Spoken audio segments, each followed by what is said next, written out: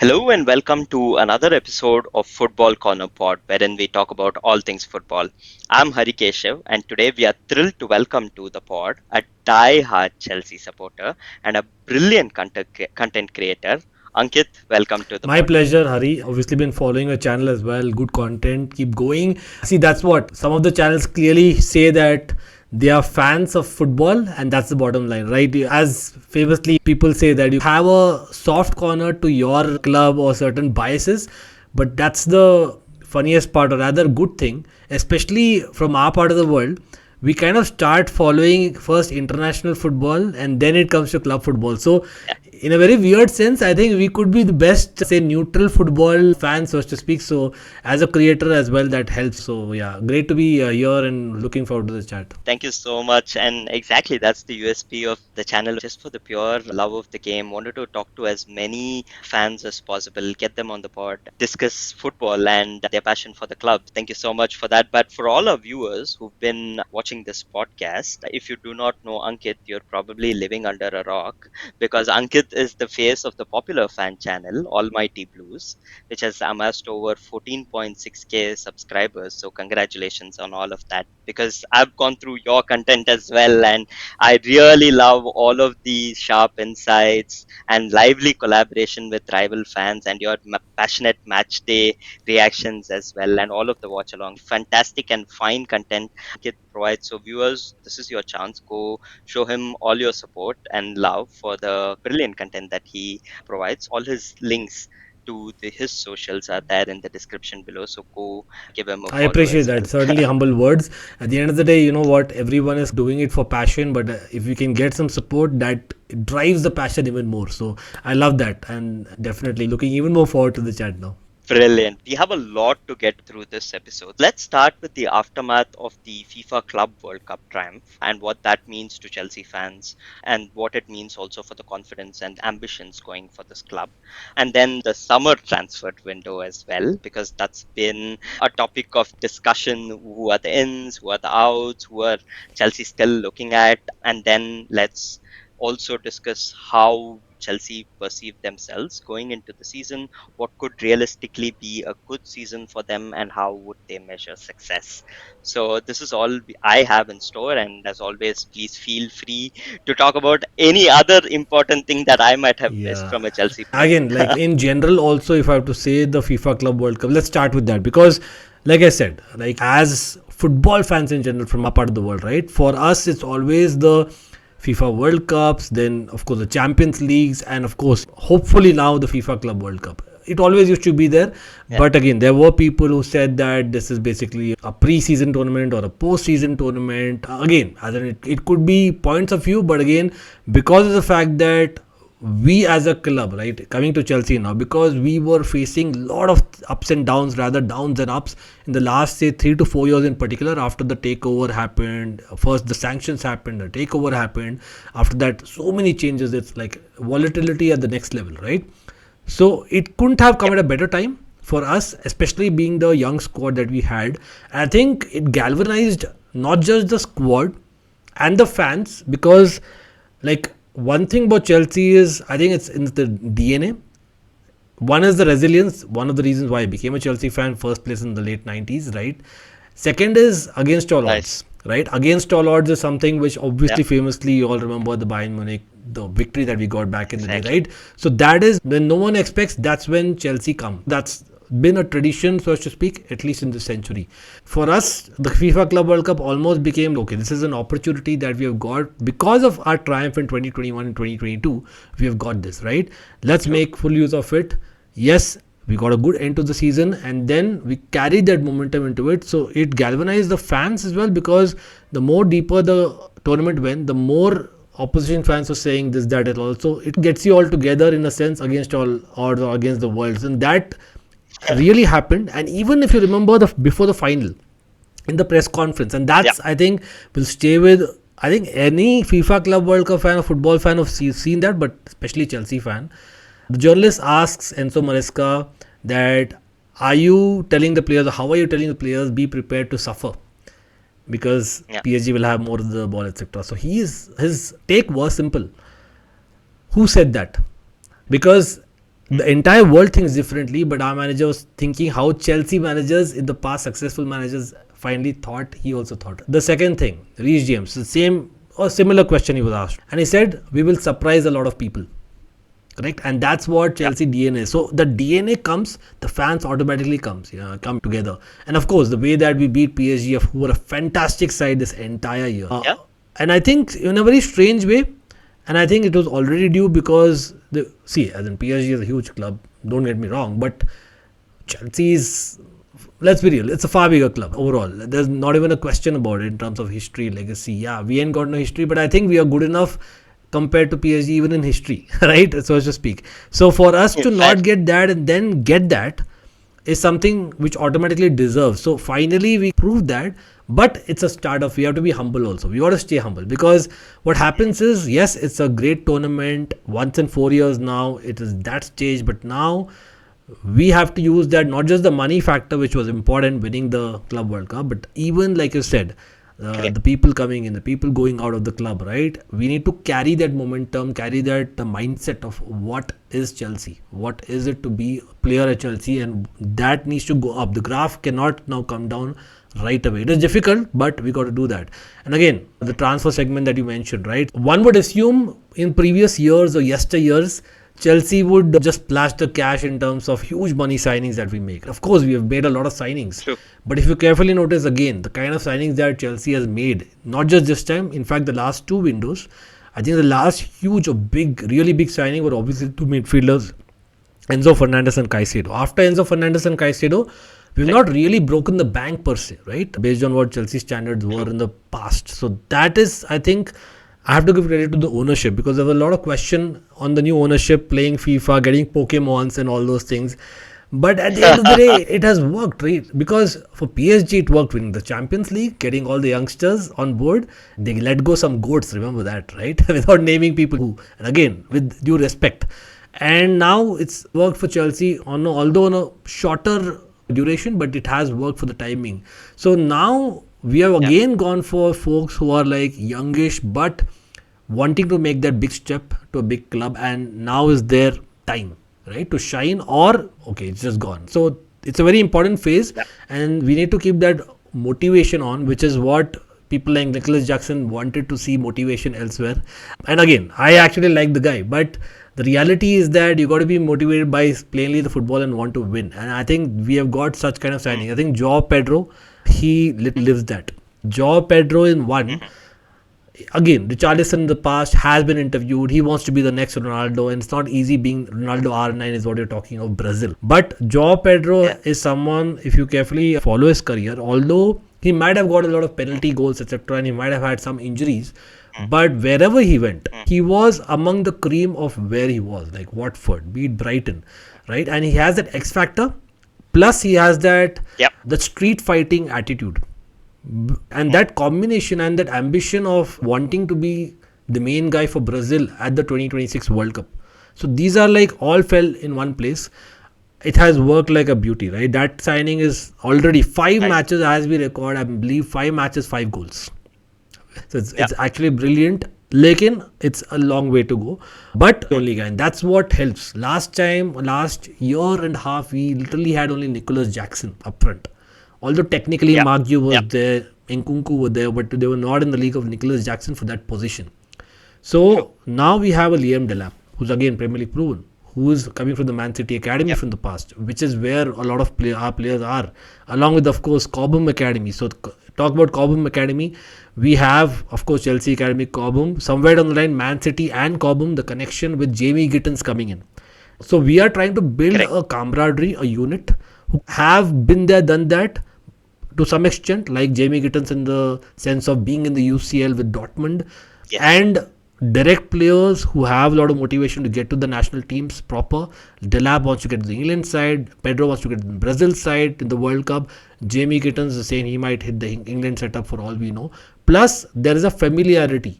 Joao Pedro, a Brazilian, a Portuguese speaking guy. We have that in Andre Santos already, who's come back. We have, of course, Esteban Willian, as in he has to be the next big thing in terms of the age bracket that we're talking. Again, we don't want to hype it up too much. because we all know when certain, especially Chelsea players, are hyped up too much, they don't perform. So that's also there. But this is an exception. He's not just a Pokemon. He is actually an exception. But it helps when you have the cultural mix, which is common. Santos with Esau Willian, even Neto to some extent speaks Portuguese. That helps. Jamie Gittins, Delap, Cole Palmer, Tosin all played for Man City Academy. Jamie Gittins, in fact, was a 9-year-old boy even at Chelsea back in the day. So it's like a comeback as well. That helps with other common boys already with Reece James, Chaloba, Colwill, etc. So that really helps. So all in all, I think Hato is one more that I would like to name, because I don't know if you can see behind me, Yep. there is a Dutch jersey. So internationally, obviously being an Indian fan, but Yes. European team that I've always followed from the late 90s is the Dutch team. My all-time goat is a Dutch footballer, Ian Robben. So for me, Nice. I've been waiting to get a Dutch player who's a wonder kid, and he's that guy. Hato. And plus, he's a Yeah. great backup for Kukurea.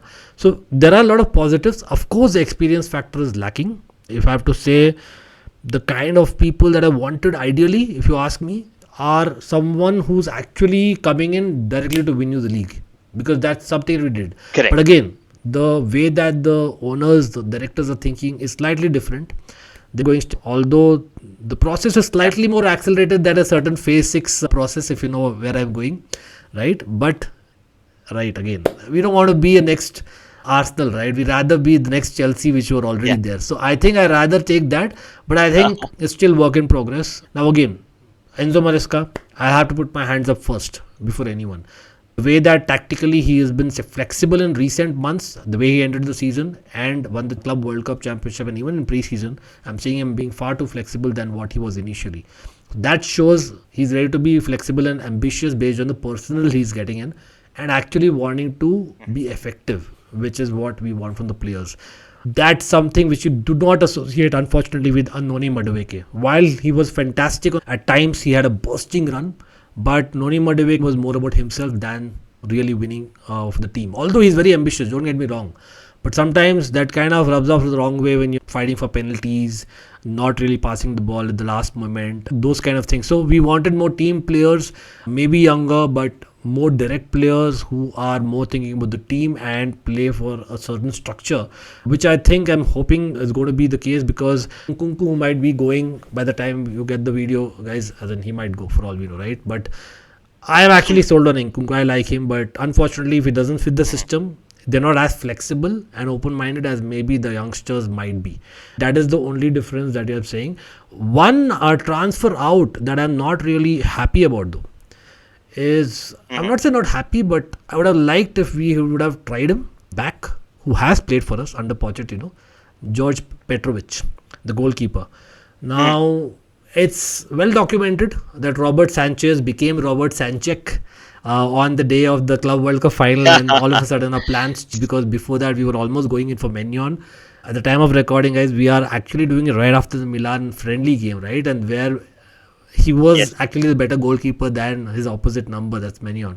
So Robert Sanchez needs to get his flowers, but we all know he's not the answer if you really want to again challenge or win the league. And that's something that I thought it would have been better if we had someone who's been there, done that in the Premier League with Chelsea, and won Strasbourg Player of the Year, which is our sister club, and in fact, Liga, one of the best goalkeepers he was last season. So he deserved a chance to fight, but I believe he wanted a guarantees of starting, which I understand totally. So sometimes it's also the player side, which we don't know really what's going on. Like in the case of Kepa in the True. past, like he wanted to go to Real Madrid when he got a chance, being Spanish.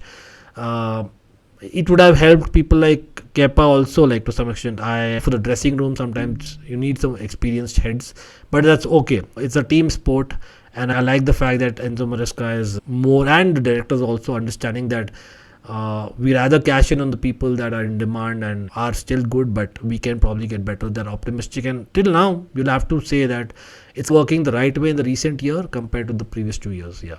Brilliant, Ankit. So much to unpack there, but brilliantly put forth. There's just a couple of questions that I had, Ankit, regarding the window itself. Clearly, there are some more Chelsea interest, right? We are almost at the fag end of the window with some more weeks to go, but there's still evident interest in Garnacho and Simmons. So, where do you think Chelsea need them both? Or do you think like one of them would do? how would they fit in because of you are spoiled for choice when We it get comes a to new toy wingers, every I would say. week in the transfer window, right? Exactly. I often sit with Chelsea fans and discuss if they can name all of the players that they have in their dressing room, and they often have problems with it. So I'm just Yeah. saying. But what is in your perspective, Ankit? Would you feel do you need them both, or would one See, better that's the suit you? thing, right? Again, jokes apart, like I totally get the jokes, and I'm actually with you on that, right? Because we used to, in fact, talk on Almighty Blues that literally we are in FIFA mode, right? And see that at least, Yeah. and let's be real, it kept the excitement alive to some extent, although we don't usually want to celebrate only transfers. But that's something which keeps the excitement alive. As in, you're a Manchester United fan, you should be knowing more than anyone this time around. So it helps, especially in a low phase. But let's be get real in terms of the questions that you put in terms of the incoming. Now, the whole idea is on a serious note, as much as we are literally buying 10, I think on average every window that the new regime has taken place has come, we have actually bought a double digit number of players every window, which is like literally FIFA mode. But each and every window we have also sold or let go the same number, right? So Absolutely. that means that what we are doing carefully, if you notice, we are letting go players who are either fringe players or on the Correct. bench players or starters who would probably want to have guarantees of either cups or major cups right away, as in who don't want to be patient in the way that our manager True. or director or owners look. So that is actually what works in the long run. Why? Because you don't want players who either are not raising the bar or not ambitious enough or maybe not happy enough, right? It's a bit of everything, but again you want to have balance. So your core, if you see from the last 3 years of this new regime, we have slowly but steadily built a core. Now, as much as Correct. we are bringing in players and selling still as we speak, but I think Yeah. the core now, again, Robert Sanchez, unfortunately, fortunately, he's your first name, right? Levi Mhm. Colwill, yes, very bad injury, very unfortunate, but when he's fit, he is a core, right? He's part of the core. You Yeah. have a Moses Caicedo, as in it's a bargain what you paid, the way that his seasons have gone now. Enzo Fernandez, again a bargain for me, the way that his calendar year has gone. Then you have Cole Palmer. I don't even need to say anything regarding Cole Palmer, right? Yeah. Then Reece James, yes, he was not fit, but if you carefully notice the last 7 to 8 months, he's slowly getting there again, right? So I think, again, I've been naming what, 5, 6 now. Joao Pedro, I think he's part of the core. Yeah. So 7, Yeah. Kukurea, engine of the team, just like Caicedo. This is like 7 to 8 Correct. players who have formed the core. Now, this 7 to 8, plus you have 3 substitutes who come in to give impact, and they replace 3 guys. Yes. Neto, I would put very close Yeah. to core, to be honest. He's done really well. Mhm. So, it's a total of 8 plus 3. So, we are talking 14 to 15 members. Now, that is what you say that is constant. The rest of Correct. the 10 are going away and new are coming. And they are coming either with new motivation, which is what is needed in a squad game, or they are bettering what has already existed, right? Or they have a long term vision. So I think Correct. with that, the reason I explained this is because, again, why Garnacho is the biggest question. Yeah. The thing is, right now, as we speak, yes, ideally, if you ask me, answering your question directly, I'm not sold on him because I know that there were better options in the market. Of course, they might not Correct. have exactly the same profile of a Garnacho, but there are certain aspects where they're far better. And yes, we might have to pay more, but that's where the finances come in. Now, our idea right now, going back to your first question, we have actually not paid huge money for recently True. 2 3 windows where we have signed, and that's where Garnacho actually fits in. Correct. Second, the winger profile that we're talking about, we and he wasn't happy or isn't happy at Manchester United because of the fact that he doesn't really fit a 3-4-2-1 really. Now in the Club World Cup we played a three four two Correct. one. So after that all of us are wondering why. When we have won the World Championship, why would you want to change that? But Enzo Maresca is a Correct. tactical guy now. So you are playing even 3-5 now that the preseason has gone by. And that Gittins is your only signing that you've made there. Very direct. Of course, with low against low blocks is good, but even he's not that experienced to rely on him week in week out. The other left winger Correct. who's right footed we have is Tyreek George. Brilliant season. In fact, him and Neto Yeah. revived our season last time around. if you remember, against Fulham. Great goals that they scored. But is he ready, Tariq George, to first play the waiting game yet again? And someone who's ready to start? Neither of it is. Answer is no. He needs game time, but he can't start. He's not good enough to start in Champions League level games. So that is where Garnacho comes in, because his motivation is exactly that. And again, it's just on motivation. He has shown that as the biggest stage that yes, he has that X factor, he has that ability.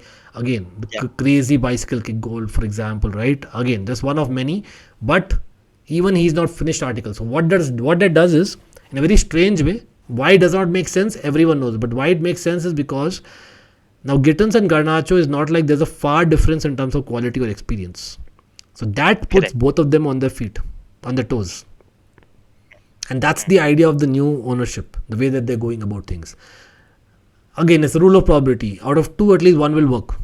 That's what I'm guessing. And plus, you have Garnacho, who has Premier League experience, coming at maybe low wages. Maybe it's a good negotiating factor against Manchester United now that he's thrown his toys out of his pram. So those kind of things help Correct. with the Enzo connection, right? Enzo Fernandez, Argentine connection. So that is the reason. So I would take him, just like I took Sancho, but Sancho was at least a Chelsea fan. Here, the big question is, can he drop off all his off-field issues, which Madueke also had? So we don't Correct. want one more problem. So that's a big if, Yes. which I'm not sold on. Coming to Simmons. Yes. Simmons, I am sold any day. Again, people watching might say I'm the Dutch bias again, but Simmons is someone who's been like, now he's been waiting to make that big move. True. He was at Barcelona, too young, but he was a prodigy, right? He was at PSG, youngish, again very young. There were goats at PSG that time, so obviously he wouldn't have had an opportunity. He did well at PSV, he did well at Leipzig. So I don't think we can ask more of it. Plus, Simmons is a positive. So he can play central attacking midfielder. He can play number 8 in a 4-3-3. He can play wide left, which was playing for Leipzig last time around. And as a youngster, he's even played as a second striker. And as a Dutch football fan in particular, I know as a fact that he has a street fighter in him, just like Garnacho, which is what Nkunku was missing. Nkunku didn't have that level of enthusiasm every minute to fight for those things. Correct. He has that extra zeal, one may say, or sometimes, yeah, it's nearing a card, but sometimes you need that. Joao Pedro is one of them Yeah. again. Those fighting mentality. And he has a shot on him. We as a team, Correct. Garnacho and Simmons both have shots on them. We actually lack that. Yeah. Sometimes Enzo ball is sometimes is good, but sometimes it's like the famous Gattuso thing. Sometimes maybe it's good, sometimes maybe shit. Something is shit. So they pass you to death. And trust you me, Pep is a goat of modern day management. But for me as a viewer, like I have grown up watching counter-attacking sides more. I like, just a personal point of view, I like them. So passing to death, I don't like, bro. As in, I like people who are direct. So True. Gittins, Simmons, Nice. and Garnacho are far more direct, which I think probably gives you that plan B which you wanted in the squad. So it'll be brilliant, but at the right price. That's a big if. Only if we get right price. So Jackson going out also will matter, because that finance will help maybe to fill up these two positions, as well as maybe the centre Yeah. back because of Colwill getting injured. Yeah. Exactly. And a point on that as well, Ankit. Now that Colwill, this is an unplanned injury. I think he's got an ACL and he's going to probably miss the first part of the season. So do you think now Chelsea will go back to the engine room and say, okay, now Colwill, who's been a core of this Chelsea side, we need to make some plans again in the transfer window? And will you see Chelsea going back to the transfer market for a centre back, or do you feel we've got enough squad depth and will not make a hasty decision? What happens in a squad game, especially a young squad, is that you don't want to give up on your player who's your homegrown talent, for whom Bayern Munich in the past you said no. In fact, Colwill is your number one centre back. Let's be real.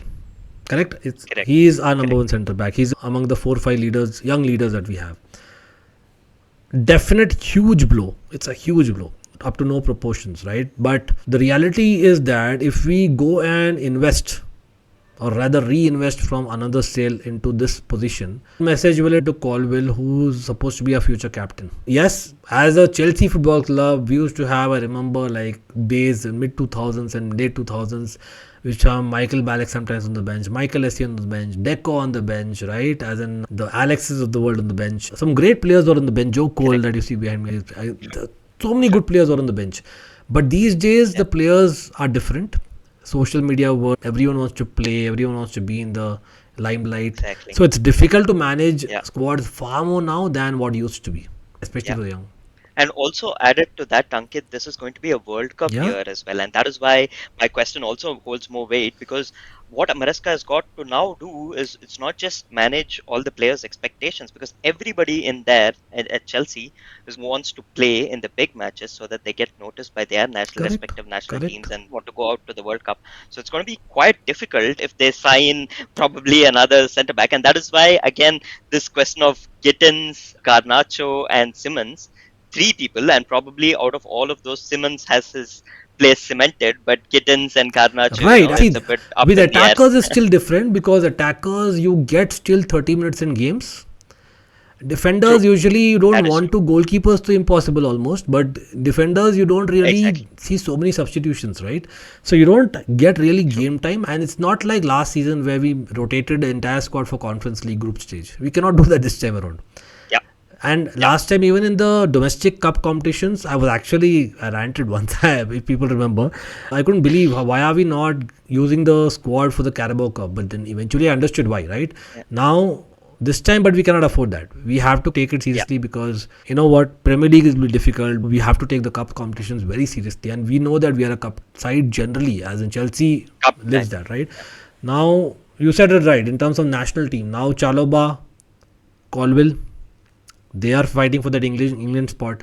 If in case, say, Correct. Gehi, who's linked to Liverpool and Chelsea at the time of recording, we might actually be interested. And he's a common boy, right? A leader as well.